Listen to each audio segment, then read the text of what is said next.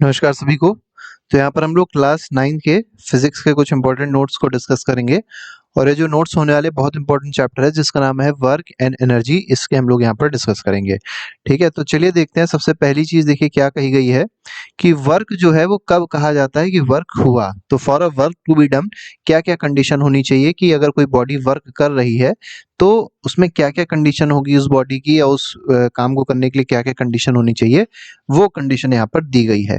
ठीक है, तो सबसे पहली चीज तो ये है कि अगर किसी भी बॉडी के द्वारा वर्क हो रहा है तो जरूरी है कि उस बॉडी पे, ठीक है, जिस बॉडी पे काम किया जा रहा था उस बॉडी पे क्या होना चाहिए, डिस्प्लेसमेंट होना चाहिए, मतलब वो अपनी पोजीशन को चेंज जरूर कर रही हो। ठीक है, और साथ ही साथ दूसरी कंडीशन क्या है कि displacement of object must be in the direction of applied force. इसका मतलब क्या हुआ कि जैसे मान लीजिए हम लोग ने फोर्स इस डायरेक्शन में लगाया, ईस्ट की तरफ लगाया, ठीक है, इस बॉडी पे फोर्स हमने किधर की ओर लगाया, ईस्ट पे लगाया, तो जो बॉडी का डिस्प्लेसमेंट होना चाहिए, बॉडी का जो मोशन होना चाहिए वो भी ईस्ट की तरफ ही होना चाहिए। तो ये दो कंडीशन होती हैं वर्क टू बी डन के लिए। ठीक है, और मेनली ये जो कंडीशन हमने डायरेक्शन वाली आपको बताई कि डिस्प्लेसमेंट और फोर्स का डायरेक्शन सेम होना चाहिए, ये पॉजिटिव वर्क के लिए कंडीशन होती है। ठीक है, इसके बाद देखिए क्या कहा गया है। इसके बाद कहा गया work done bye a constant force. अब देखिए, अब जो बात हो रही है किसकी हो रही है, work done bye a constant force. अब बात आती है कांस्टेंट फोर्स क्या होता है। सबसे पहले तो ये चीज पता होनी चाहिए। तो कांस्टेंट फोर्स का मतलब ये है जिसकी वैल्यू जो है पूरे टाइम में सेम रहेगी। जैसे मान लीजिए कहा जाए ये एक पर्सन था, ठीक है, और ये कोई मान लीजिए डिब्बा डिब्बा है या कोई ऐसा अलमीरा टाइप का है, और ये इसको क्या कर रहा है, इसको फोर्स करके आगे की ओर भेजने की कोशिश कर रहा है। तो ये पर्सन क्या कर रहा होगा, फोर्स लगा रहा होगा। अगर मान लीजिए 10 न्यूटन का फोर्स लगा रहा है, ये 10 न्यूटन कांस्टेंट है कि लगातार ये 10 न्यूटन का ही फोर्स लगा रहा है, ना बढ़ा रहा है फोर्स, ना ही फोर्स कम कर रहा है। तो ऐसे फोर्स को क्या कहते हैं हम लोग, कांस्टेंट फोर्स कहते हैं। ठीक है, तो अगर कोई भी कांस्टेंट फोर्स है तो कांस्टेंट फोर्स के द्वारा जो वर्क किया जाता है उसका फॉर्मूला होता है work is equal to force into displacement. ठीक है, तो सिंपल अगर फॉर्मूला लिखा जाए तो वर्क का फॉर्मूला होता है फोर्स इनटू डिस्प्लेसमेंट। डिस्प्लेसमेंट को एस से रिप्रेजेंट किया जाता है। एस यहाँ कंफ्यूज ना हो जाएगा, एस स्पीड नहीं है। ठीक है, बच्चे एस देख के कंफ्यूज जाते हैं, स्पीड सोचते हैं, एस स्पीड नहीं है, ये क्या है, ये डिस्प्लेसमेंट है। ठीक है, तो फोर्स इनटू डिस्प्लेसमेंट आप कर देंगे तो आपको वर्क मिल जाएगा। लेकिन यहाँ पर भी देखिए वही सेम कंडीशन दे दी गई है कि ये जो डिस्प्लेसमेंट होना चाहिए this should be along the direction of force, मतलब जिस डायरेक्शन में फोर्स लग रहा हो उसी डायरेक्शन में डिस्प्लेसमेंट भी होना चाहिए बॉडी का। ठीक है, तो फॉर्मूला क्या बन गया, work is equal to force into displacement, हमारा फॉर्मूला बन गया। ठीक है, इसके बाद बात आती है इसकी यूनिट की। तो यूनिट क्या है, यहाँ पे जो जूल दिया है, जूल एक साइंटिस्ट का नाम है और साइंटिस्ट के नाम पे ज्यादातर एसआई यूनिट्स होती हैं। तो अगर एसआई यूनिट पूछी जाए वर्क की क्या होती है तो जूल होती है। इसी जूल को और क्या कहा जाता है, न्यूटन डैश मीटर कहा जाता है। अब बात आती है न्यूटन डैश मीटर कैसे आया। तो देखिए वर्क का हमने फॉर्मूला देखा था फोर्स इनटू डिस्प्लेसमेंट। फोर्स की यूनिट क्या होती है, न्यूटन होती है। डिस्प्लेसमेंट की यूनिट क्या होती है, मीटर होती है। जब दोनों को मल्टीप्लाई करते हैं तो यहाँ पर एक डैश का साइन लगा देते हैं, तो न्यूटन पर मीटर जो होगी वो एक और यूनिट हो जाएगी किसकी, वर्क की। तो वर्क की दो यूनिट हो गई। एसआई यूनिट आप पूछी जाएगी तो जूल बोलेंगे। इसके अलावा अगर आपको न्यूटन मीटर दिया जाए किसकी यूनिट होती है तो ये भी आपकी वर्क की यूनिट होगी। बच्चे कंफ्यूज हो जाते हैं न्यूटन मीटर में और न्यूटन पर मीटर में। ठीक है, तो यहाँ पर कंफ्यूज नहीं होना है, ये न्यूटन पर मीटर नहीं है, ये क्या है, ये न्यूटन मीटर है। ठीक है, अगला देखिए क्या दिया गया है, वर्क डन अगेंस्ट ग्रेविटी। अब देखिए जैसे मान लीजिए ये अर्थ का सरफेस है, ठीक है, कुछ अर्थ का सरफेस है और यहाँ कोई बॉडी है इस तरीके की रखी हुई है, ठीक है, हवा में है मान लीजिए। अब इस बॉडी का वेट किधर लग रहा होगा, फोर्स जो नीचे लग रहा है वही वेट होगा। ठीक है, और ये वेट का फॉर्मूला क्या होता है, mg होता है। ठीक है, कितनी हाइट पे बॉडी है, तो बॉडी h हाइट पे है। अब आपको सिंपल ये चीज समझनी है कि जब बॉडी नीचे आ रही होगी तो वर्क कितना हो रहा होगा, तो वर्क हो रहा होगा फोर्स इनटू डिस्प्लेसमेंट। अब फोर्स क्या था, फोर्स था mg।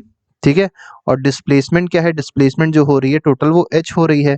इसीलिए work done against gravity. Against gravity का मतलब क्या है कि यही बॉल अगर नीचे रखी होती और इस हाइट तक ऊपर जा रही होती h हाइट तक, तब जो फोर्स लगता, तब जो वर्क करना पड़ता वो अगेंस्ट ग्रेविटी होता। ठीक है, लेकिन वर्क डन अलोंग ग्रेविटी अगर बोला जाए तो ये कंडीशन हो जाएगी जब बॉडी ऊपर से नीचे आ रही है, और वो कितना हो जाएगा, mgh हो जाएगा, अगेंस्ट द ग्रेविटी मतलब पहली वाली कंडीशन ये वाली, ठीक है, कि बॉडी नीचे से h हाइट तक ऊपर पहुंचाई जा रही है, ठीक है। तो वर्क कितना करना पड़ेगा बॉडी को पहुंचाने में, mgh का वर्क करना पड़ेगा। अब बात आती है m क्या है, तो m है बॉडी का मास, ठीक है। मास की आपको यूनिट पता होनी चाहिए, मास की यूनिट होती है किलोग्राम, ठीक है। जी क्या है, जी के बारे में भी पता होना चाहिए, जी होती है एक्सेलरेशन ड्यू टू ग्रेविटी, या इसको सिंपल भाषा में क्या बोला जाता है, ग्रेविटी भी बोल दिया जाता है। और सरफेस पे ग्रेविटी की वैल्यू आपको पता होनी चाहिए 9.81 मीटर पर सेकेंड स्क्वायर होती है अर्थ के सरफेस पे, ठीक है। और अगर आपसे पूछा जाए थोड़ा सा और डीप करके कि ये जो ग्रेविटी है इसकी वैल्यू सेंटर ऑफ अर्थ पे क्या होती है, तो ये 0 होती है, बात आप याद रखिएगा, ठीक है। इसका डेरिवेशन हालांकि हम लोग ने डिस्कस किया है ग्रेविटेशन चैप्टर में। इसके बाद आते हैं हाइट। अब हाइट आपको पता है जितना भी ऊपर तक इसको लेके जाएंगे बॉडी को, वही हो जाएगी उसकी हाइट, कहाँ से, इस सरफेस ऑफ अर्थ से। इसके बाद आते हैं, देखिए अगले टॉपिक में क्या दिया गया, कंडीशन फॉर निगेटिव वर्क। अब बात आती है निगेटिव वर्क क्या होता है, तो निगेटिव वर्क तब होगा जब फोर्स और डिस्प्लेसमेंट का डायरेक्शन दोनों क्या होंगे, अपोजिट होंगे। कहने का मतलब क्या है, इसको एग्जाम्पल से ज्यादा अच्छे समझेंगे, बिना एग्जाम्पल के देखिए फिजिक्स नहीं समझ में आती है। एग्जाम्पल से साइंस को समझना बहुत आसान होता है। जैसे मान लीजिए आपका सरफेस हो गया, ठीक है, और मान लीजिए कोई ब्लॉक हो गया, ठीक है, ये कोई ब्लॉक है, क्या है, ये ब्लॉक है, BLOC के ब्लॉक है। आपने क्या किया, इस पे एक फोर्स लगाया, ठीक है, F फोर्स आपने मान लीजिए लगाया, तो ये ब्लॉक किधर की ओर मूव किया, ये ब्लॉक मूव किया आगे की ओर, ठीक है। तो डिस्प्लेसमेंट का डायरेक्शन भी फोर्स की डायरेक्शन में है, ठीक है। जो आपने एक्सटर्नल फोर्स लगाया उसकी डायरेक्शन में आपका ब्लॉक मूव कर रहा है। लेकिन क्या होगा, क्योंकि ब्लॉक किसके कांटेक्ट में है, सरफेस के कांटेक्ट में है, तो यहाँ पर रगड़ होगी, फ्रिक्शन होगा, फ्रिक्शन की वजह से एक फ्रिक्शन फोर्स पीछे की ओर लगेगा, ठीक है। अब फ्रिक्शन फोर्स जो पीछे की ओर लगेगा, तो ब्लॉक किधर जा रहा है, आगे, लेकिन फ्रिक्शन फोर्स किधर लग रहा है, पीछे, तो कह सकते हैं फ्रिक्शन फोर्स F के से उसको मान लीजिए रिप्रेजेंट कर देते हैं फ्रिक्शन फोर्स को, ठीक है। अब यहाँ पर जो फ्रिक्शन फोर्स है वो बैकवर्ड डायरेक्शन में लग रहा है, लेकिन डिस्प्लेसमेंट तो आगे हो रहा है। तो अगर आपसे पूछा जाए work done by friction force क्या होगा इस केस में, तो वो होगा निगेटिव, क्योंकि फ्रिक्शन फोर्स लग रहा है अपोजिट डायरेक्शन में एज कंपेयर टू, या with respect to displacement of the body. लेकिन अगर पूछा जाए मान लीजिए इसी क्वेश्चन में कि work done by external force, इस केस में क्या होगा, पॉजिटिव होगा कि निगेटिव होगा, तो आप कहेंगे पॉजिटिव होगा। क्यों पॉजिटिव होगा, क्योंकि देखिए एक्सटर्नल फोर्स का डायरेक्शन वही था जो डायरेक्शन किसका है, डिस्प्लेसमेंट का है, ठीक है। तो आई होप पॉजिटिव और निगेटिव में आपको अंतर समझ में आ गया होगा। लेकिन अगर मान लीजिए सेम क्वेश्चन होता, क्योंकि यहाँ पर तीसरी कंडीशन दी गई है नो वर्क डन की। अब आपको एक चीज और पता होनी चाहिए, जो ब्लॉक है इसका वेट किधर लग रहा होगा, वेट लग रहा होगा नीचे, और वेट क्या होता है, mg, ठीक है। वेट क्या होता है, mg होता है, जहां पर m मास है और g acceleration due to gravity है। अब आपसे अगर पूछा जाए मान लीजिए कि वर्क डन बाय वेट, बताइए क्या होगा, पॉजिटिव होगा कि निगेटिव होगा कि 0 होगा। तो आपको ये समझना है कि वेट किधर लग रहा था, फोर्स हो गया इसमें mg, नीचे लग रहा है, ठीक है। और डिस्प्लेसमेंट किधर हो रहा है, बॉडी का जस्ट आगे हो रहा है। अब फोर्स और डिस्प्लेसमेंट के बीच का एंगल क्या बन रहा है, आपको दिखाई पड़ रहा होगा 90 डिग्री का एंगल बन रहा है। और जब भी फोर्स और डिस्प्लेसमेंट के बीच का एंगल 90 डिग्री होगा, तो work done by that force, मतलब वर्क डन बाय ग्रेविटी या work done by weight in this case will be equal to what, 0, ठीक है। तो वही कंडीशन यहाँ पर दी गई है कि नो वर्क डन की कंडीशन क्या होती है। तो जैसे भी हमने आपको बताया वर्क का फॉर्मूला क्या होता है, फोर्स इनटू डिस्प्लेसमेंट होता है। तो पहली चीज क्या कर सकते हैं, फोर्स तो 0 कर नहीं सकते, क्योंकि फोर्स अगर 0 कर देंगे तो वर्क तो बिल्कुल होगा ही नहीं, उसका तो कोई मतलब ही नहीं, सेंस ही नहीं बनता, ठीक है। तो आपने फोर्स लगाया और बॉडी मूव ही नहीं करी, इसका मतलब डिस्प्लेसमेंट क्या हो गया, 0 हो गया, तो वर्क क्या हो जाएगा, 0 हो जाएगा। जैसे मान लीजिए एक दीवार है और आप इसको धक्का दे रहे हैं, तो आप फोर्स तो लगा रहे हैं, लेकिन क्या दीवार में कोई डिस्प्लेसमेंट होता है, तो डिस्प्लेसमेंट 0 है। और जब डिस्प्लेसमेंट 0 है तो आपके द्वारा जो वर्क किया गया वो भी क्या हो जाएगा, 0 हो जाएगा। और दूसरी कंडीशन जो हमने आपको ऊपर बताई, क्या बताया ऊपर हमने आपको, कि जब फोर्स और डिस्प्लेसमेंट के बीच का एंगल, थीटा कहते हैं एंगल को, ये 90 डिग्री हो जाए, ठीक है, तो उस केस में भी वर्क क्या होता है, 0 होता है। इसका एक एग्जांपल देखिए बहुत अच्छा दिया गया है, सर्कुलर मोशन का एग्जांपल। अब यहाँ पर सर्कुलर मोशन में आपको ये पता होना चाहिए सारे फोर्सेस के द्वारा वर्क 0 नहीं होता। देखिए साफ साफ लिखा है no work done by centripetal force. अब ये सेंट्रीपिटल फोर्स क्या होता है, एक नया फोर्स आ गया। तो जैसे मान लीजिए कोई बॉडी है, ठीक है, सर्कल प्रॉपर नहीं बन पाया, कोई बात नहीं, ये सेंटर है मान लीजिए सर्कल का, और ये कोई बॉडी है, ठीक है। और ये बॉडी क्या कर रही है, ऐसे सर्कुलर पाथ में घूम रही है, ठीक है। और जब कोई बॉडी सर्कुलर पाथ में घूमती है तो क्या होता है, इस बॉडी पे एक अंदर की ओर फोर्स लगता है सेंटर की तरफ, ठीक है। एक मतलब सर्कल के सेंटर की तरफ फोर्स लगता है, उस फोर्स को क्या कहते हैं हम लोग, सेंट्रीपिटल फोर्स कहते हैं, ठीक है। अब देखिए फोर्स लग रहा था सेंटर की तरफ तो ये हो गया डायरेक्शन फोर्स का, लेकिन आप मूव किधर की ओर कर रहे हैं, ऐसे ही टेंजेंशियल डायरेक्शन में आप ऐसे ही तो मूव कर रहे होंगे। तो देखिए दोनों के बीच का एंगल क्या हो गया, तो डिस्प्लेसमेंट इस डायरेक्शन में हो रहा है और फोर्स सेंटर की तरफ लग रहा है, दोनों के बीच का एंगल क्या बन गया, जस्ट 90 डिग्री बन गया।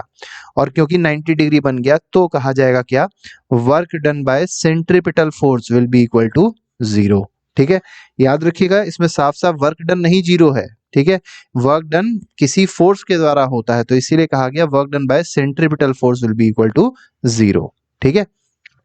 तो कभी ये ना बोलिएगा कि वर्क डन 0 है, वर्क डन हमेशा किसी फोर्स के द्वारा होता है, वो 0 होता है या उसकी कोई वैल्यू होती है। अब आते हैं अगला कॉन्सेप्ट देखते हैं, वर्क का कॉन्सेप्ट हो गया, पॉजिटिव नेगेटिव 0 ये 3 आपको मेनली पढ़ने हैं, ठीक है। इसके बाद आते हैं एनर्जी के बारे में डिस्कस करते हैं कि एनर्जी क्या होती है। अब एनर्जी होती है कैपेसिटी टू डू वर्क, ठीक है। तो काम को करने की जो क्षमता है किसी बॉडी के अंदर, उसी को क्या कहा जाता है, एनर्जी कहा जाता है। तो capacity to do work is called energy, ठीक है। कैपेसिटी बोल सकते हैं, इसको एबिलिटी बोल सकते हैं। तो एबिलिटी और capacity to do work is called energy, ठीक है। अब यहाँ पर अगर देखा जाए तो कई फॉर्म्स होते हैं एनर्जी के, इसीलिए देखिए लिखा है there are various forms of energy. Forms का मतलब यहाँ पर आपको कंफ्यूज नहीं आना, फॉर्म का मतलब मेनली है टाइप्स ऑफ एनर्जी। अगर लेमैन लैंग्वेज में कहें तो वेरियस टाइप्स ऑफ एनर्जी की यहाँ पर बात हो रही है। जैसे अब एनर्जी आपको पता होगी, जैसे हीट एनर्जी होती है, मैकेनिकल एनर्जी होती है, न्यूक्लियर एनर्जी होती है। न्यूक्लियर एनर्जी क्या होती है, जो न्यूक्लियर फिजन और न्यूक्लियर फ्यूजन में से एनर्जी निकलती है, that is called nuclear energy, ठीक है। लाइट एनर्जी हो गई, और भी कई तरीके की एनर्जी होती है, साउंड एनर्जी होती है, ठीक है। और भी बहुत सारी energy, kinetic energy, potential energy भी होती है। तो यहाँ पर जो हमको फोकस करना है इस चैप्टर में वो मैकेनिकल एनर्जी पे करना है, क्योंकि मैकेनिकल एनर्जी ऐसी एनर्जी है जिसमें हमको दो और एनर्जी मिल जाएंगी। तो देखिए मैकेनिकल एनर्जी क्या है, तो इट इज कॉज्ड, एक ऐसी एनर्जी जो मोशन की वजह से हो, या पोजीशन की वजह से हो, या कॉन्फ़िगरेशन की वजह से हो ऑब्जेक्ट के, ठीक है। तो मोशन, पोजीशन या कॉन्फ़िगरेशन, इन तीनों की वजह से जो एनर्जी होती है उस एनर्जी को क्या कहते हैं, मैकेनिकल एनर्जी कहते हैं, ठीक है। अब ये मैकेनिकल एनर्जी को एक और आसान भाषा में डेफिनेशन हो सकती है क्या, कि ये सम होता है किसका किसका, sum of kinetic energy and potential energy. अब बात आती है, दो नई बातें आ गई, काइनेटिक एनर्जी और पोटेंशियल एनर्जी, ये क्या होती हैं। तो देखिए काइनेटिक एनर्जी क्या है, काइनेटिक एनर्जी में यहाँ पर आपको मोशन दिखाई पड़ रहा होगा। तो मोशन, बॉडी के मोशन की वजह से, जैसे मान लीजिए बॉडी है चल रही है, तो इसमें कौन सी एनर्जी है, इस बॉडी में काइनेटिक एनर्जी है। तो जब भी कोई बॉडी चलती है या मूवमेंट कर रही होती है तब उसमें जो एनर्जी होती है that is called kinetic energy. और बॉडी के पास कोई पोजीशन है या बॉडी के अंदर कोई कॉन्फ़िगरेशन में चेंज आ रहा है, तो उसमें जो एनर्जी होगी उसको पोटेंशियल एनर्जी कहेंगे। जैसे मान लीजिए स्प्रिंग है, ये स्प्रिंग मान लीजिए ऐसी सादी स्प्रिंग रखी हुई है, आपने इसको खींच दिया तो क्या होता है, इसका कॉन्फ़िगरेशन जो होता है वो चेंज हो जाता है, इसका थोड़ा सा शेप चेंज हो जाता है। तो इसके अंदर जो एनर्जी भर गई उस एनर्जी को क्या कहते हैं हम लोग, पोटेंशियल एनर्जी कहते हैं। या अगर मान लीजिए ये अर्थ का सरफेस है और एक बॉल को उठा के यहाँ से कहाँ लेके चले गए, यहाँ लेके चले गए, तो इस बॉल के अंदर जो एनर्जी आ गई वो ग्रेविटेशनल पोटेंशियल एनर्जी कहेंगे या पोटेंशियल एनर्जी कहेंगे। तो पोजीशन की वजह से होती है और कॉन्फ़िगरेशन की वजह से होती है। इसके बाद आते हैं काइनेटिक एनर्जी। देखिए वही अब डिफाइन किया जा रहा है। तो काइनेटिक एनर्जी क्या होती है, a body possess kinetic energy by virtue of its motion. तो मोशन की वजह से जो एनर्जी होगी उसको क्या कहा जाएगा, काइनेटिक एनर्जी कहा जाएगा। काइनेटिक एनर्जी का फॉर्मूला याद रखिएगा, काइनेटिक एनर्जी का फॉर्मूला होता है हाफ एम वी स्क्वायर, ठीक है, हाफ एम वी स्क्वायर। अब बात आती है एम क्या है, तो एम बॉडी का मास है, ठीक है। यूनिट क्या रखी जाएगी, किलोग्राम में रखी जाएगी। वी क्या होती है, वी वेलोसिटी होती है। और अगर पूछा जाए वेलोसिटी की क्या यूनिट रखेंगे हम लोग, तो मीटर पर सेकंड रखेंगे, ठीक है। किलोमीटर पर आवर मत रख दीजिएगा, गलत हो जाएगा। इसके बाद आते हैं काइनेटिक एनर्जी का डेरिवेशन भी कई बार एग्जाम में दे दिया जाता है। तो काइनेटिक एनर्जी का डेरिवेशन हम लोग वर्क के फॉर्मूले से स्टार्ट करते हैं। वर्क का हमने फॉर्मूला देखा था, फोर्स इंटू डिस्प्लेसमेंट होता है। अब बात आती है ये जो v square minus u square is equal to 2as है, ये कहाँ से आया, तो ये मोशन चैप्टर में आपने पढ़ा होगा, सेकेंड लॉ ऑफ मोशन, ठीक है। सेकेंड लॉ नहीं, सेकेंड इक्वेशन ऑफ मोशन से आया। किससे आया, सेकेंड इक्वेशन ऑफ मोशन से आया, ठीक है। अगर आपको इसका डेरिवेशन देखना है तो हम लोग ने इसका वीडियो बनाया, आप उसमें जाके देख सकते हैं। तो सेकंड इक्वेशन ऑफ मोशन से हमको क्या मिलता है, v square minus u square is equal to 2as। तो यहाँ से अगर a की वैल्यू आप निकालेंगे तो आ जाएगी v square minus u square upon 2s। ठीक है। अब आप सोच रहे होंगे यहाँ पर जो s निकाला है, तो चलिए s निकाल देते हैं। तो क्या करेंगे, s निकालने के लिए s यहाँ रख दीजिए और a ये नीचे आ जाएगा। तो इसमें तो कोई ऐसी खास दिक्कत होने वाली नहीं है आपको। ठीक है, तो s की वैल्यू ये आ गई। अब यहाँ से देखिए इन लोग ने u स्क्वायर को गायब कर दिया। क्यों गायब कर दिया, क्योंकि मान के चले हैं कि इनिशियल वेलोसिटी जो कि u होती है वो बॉडी की क्या है, 0 है। तो इसको 0 अगर मान ले इनिशियल वेलोसिटी को, तो हम लोग क्या कह सकते हैं कि s जो है डिस्प्लेसमेंट वो बराबर है v स्क्वायर अपॉन 2a के। ठीक है। अब क्या करना है, अब हमको सिंपल फॉर्मूला पता है, फोर्स इंटू डिस्प्लेसमेंट।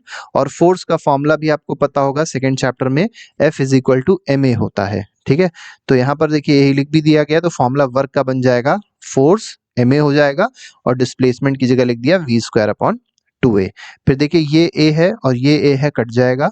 क्या क्या बचेगा आपके पास में, 1/2 बचेगा, m बचेगा और v स्क्वायर बचेगा। इसलिए काइनेटिक एनर्जी जो है वो किस फॉर्म में स्टोर हो गई, वर्क जो वर्क आपने किया वो किस फॉर्म में स्टोर हो गया, काइनेटिक एनर्जी के फॉर्म में स्टोर हो गया। और वो कितना है, हाफ mv स्क्वायर के बराबर है। तो इस तरीके से हम लोग काइनेटिक एनर्जी का डेरिवेशन कर सकते हैं। इसके बाद देखिए बात करी गई है kinetic energy of wind is used in wind mills. आपसे मेनली पूछा आता है कि विंड मिल में कौन सी एनर्जी किस में कन्वर्ट होती है, ऐसे क्वेश्चन पूछा आएगा। तो विंड मिल में याद रखिएगा जो काइनेटिक एनर्जी है, काइनेटिक एनर्जी किसकी, विंड की जो काइनेटिक एनर्जी होती है वो किस में कन्वर्ट होती है, वो कन्वर्ट होती है इलेक्ट्रिकल एनर्जी में। ठीक है। और भी कई सारे इसमें क्वेश्चंस आते हैं जो हम लोग ने एमसीक्यूज में डिस्कस किए हैं, उसमें सारे एनर्जी कन्वर्जन्स हम लोग ने लिए हैं, उसको आप जाके देख सकते हैं और अपना रिवीजन वहां से अच्छे से कर सकते हैं। इसके बाद आते हैं, देखिए यहाँ पर relationship between kinetic energy and momentum. अब यहाँ पर आपको सीधे क्वेश्चन दिया रहता है कि derive the relationship between kinetic energy and momentum. तो देखिए ऐसा फॉर्मूला बताना है जिसमें काइनेटिक एनर्जी भी आए और मोमेंटम भी आए। तो मोमेंटम आप लोग ने पिछले चैप्टर में पढ़ा होगा, एक बार फिर से बता देते हैं। मोमेंटम होता है product of mass and velocity. तो मास और वेलोसिटी का मल्टीप्लिकेशन या प्रोडक्ट कहलाता है क्या, मोमेंटम। ठीक है। अब देखिए सिंपल सा फॉर्मूला है काइनेटिक एनर्जी का, हमने अभी देखा, हाफ m v स्क्वायर है। ठीक है। अब आपको क्या करना है, simple half mv square as it is उतार दीजिए। सिंपल सा काम करिए, m को ऊपर और m को नीचे मल्टीप्लाई कर दीजिए। जब आप मल्टीप्लाई करेंगे तो देखिए न्यूमरेटर जो होगा वो क्या बन जाएगा, ये हाफ एज इट इज उतार दिया, ये हो जाएगा mv का होल स्क्वायर। क्योंकि देखिए m भी 2 हो गए तो m स्क्वायर v स्क्वायर, तो mv का होल स्क्वायर अपॉन यहाँ क्या हो जाएगा, m हो जाएगा।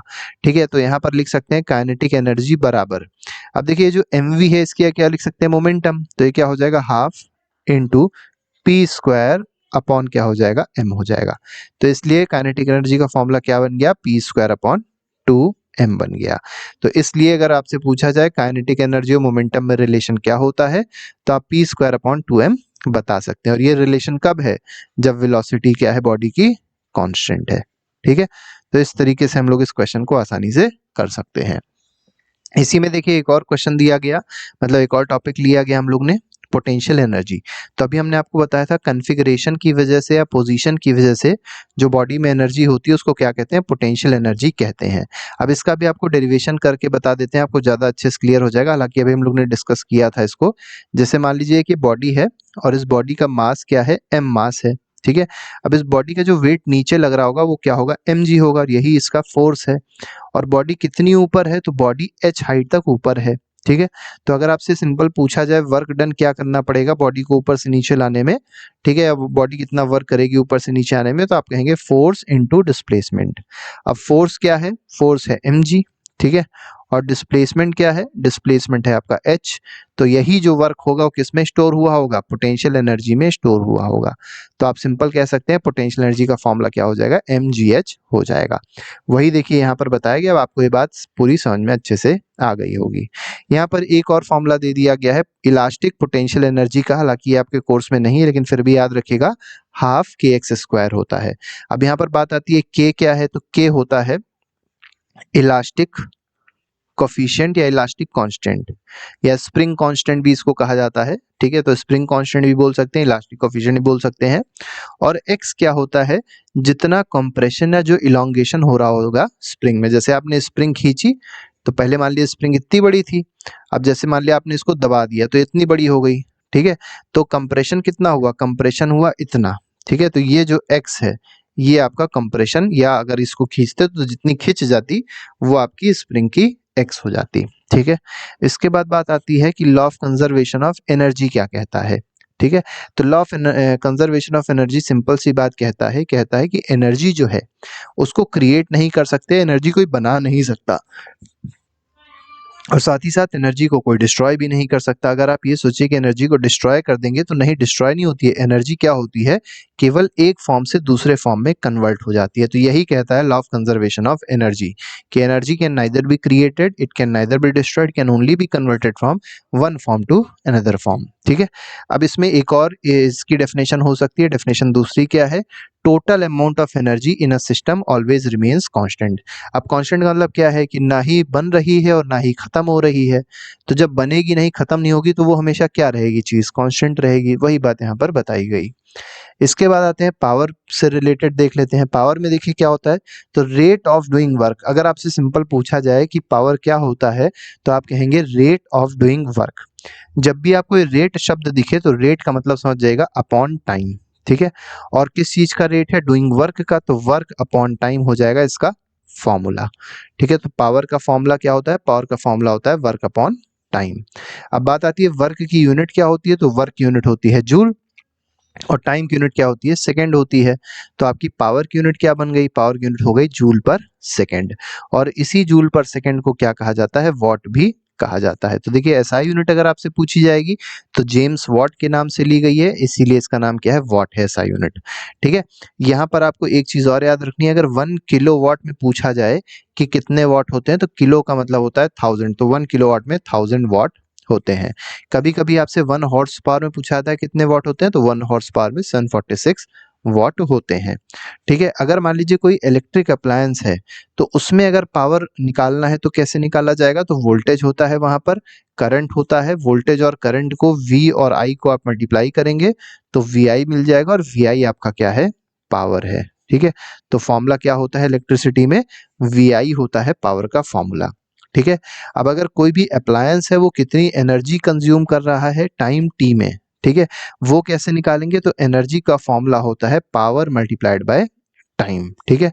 तो पावर जो भी उस अप्लायंस का पावर है उसको अगर टाइम से मल्टीप्लाई कर दें तो हम लोग को एनर्जी मिल जाएगी कि वो अप्लायंस कितनी एनर्जी कंज्यूम कर रहा है। ये कौन सा टाइम है, जितनी टाइम के लिए उस अप्लायंस को चलाया गया या उसको वर्क कराया गया। तो देखिए पावर जो है उसको एक और फॉर्मूले से हम लोग निकाल सकते हैं, और एक और फॉर्मूला क्या है, फोर्स इनटू एवरेज स्पीड, ठीक है।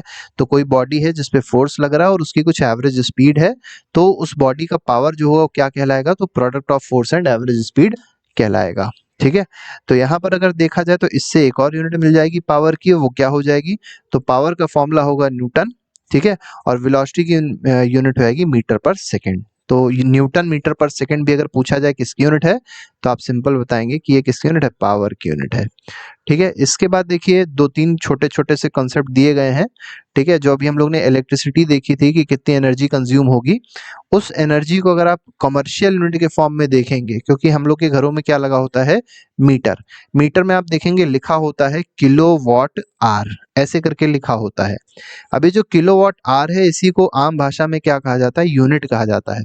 बोला जाता है हमारे यहाँ 100 यूनिट बिजली बिल आया, 200 यूनिट बिजली बिल आया, तो यूनिट है क्या, किलोवाट आर है। तो इसीलिए इसको क्या कहते हैं, कमर्शियल यूनिट ऑफ एनर्जी कहते हैं, इलेक्ट्रिकल एनर्जी कहते हैं, ठीक है। तो कमर्शियल यूनिट जो इलेक्ट्रिकल एनर्जी की होती है वो क्या होती है, किलोवाट आर होती है। और 1 किलोवाट आर में कितने जूल होते हैं, तो 3.6 इंटू 10⁶ जूल होते हैं। अब बात आती है ये 3.6 इंटू 10⁶ कैसे आया, तो बहुत आसान है, 1 किलोवाट है, अब किलोवाट को आप क्या करिए, वॉट में कन्वर्ट कर दिए तो 1000 वॉट हो जाएगा, और ये आर है तो 1 आर को आप किस में कन्वर्ट कर दीजिए, 3600 सेकंड में कन्वर्ट किया, मतलब सेकंड में कन्वर्ट कर दिया। अब इन दोनों को अगर मल्टीप्लाई कर दिया जाए, इन दोनों नंबर्स को, तो हमारे पास यही नंबर आ जाता है, ठीक है। और ये वॉट सेकंड क्या होता है, वॉट सेकंड कहलाता है जूल, ठीक है। अब बात आती है 1 किलोवाट आवर की डेफिनेशन भी बताई गई है कि 1 किलोवाट आवर की डेफिनेशन क्या होती है। तो अगर कोई अप्लायंस 1 किलोवाट का है और उसको 1 घंटे के लिए चलाया गया, तो जो एनर्जी कंज्यूम होती है उसको क्या कहते हैं, 1 किलोवाट आवर कहते हैं। तो आप सिंपल सी डेफिनेशन याद रखिएगा, यहाँ थोड़ी सी टफ डेफिनेशन किताब वाली दे दी है। तो सिंपल डेफिनेशन ने आपको क्या बताई, if an appliance of 1 kilowatt hour is made to operate for 1 hour, then the energy consume by that appliance is said to be 1 kilowatt hour. ठीक है, तो वही यूनिट की बात होती है, उसी यूनिट को ही, 1 यूनिट को ही क्या कहते हैं, 1 किलोवाट, यहाँ पर आर होना चाहिए, गलती से किलोवाट लिख गया है, तो 1 यूनिट को ही क्या कहा जाता है, 1 किलोवाट आवर कहा जाता है। तो इस तरीके से हम लोग ने ये पूरा चैप्टर का नोट्स डिस्कस किया। इसका हम लोग वीडियो पहले ही बना दिए थे, लेकिन उसमें आवाज़ नहीं आई थी, जिसकी वजह से उसको डिलीट करना पड़ा। ठीक है, तो इसके अलावा और भी कई सारे वीडियोस हैं जिसमें हम लोग ने नोट्स को, एमसीक्यूज को, क्वेश्चंस को डिस्कस किया है, उसको आप देख सकते हैं और अपना रिवीजन अच्छे से कर सकते हैं। और अगर हम लोग के वीडियोस, हम लोग का चैनल आपको अच्छा लगता है तो वीडियोस को लाइक कर दीजिएगा और चैनल को सब्सक्राइब कर लीजिएगा। तो अभी के लिए फिलहाल नहीं, thank you very much, good bye, जय हिंद।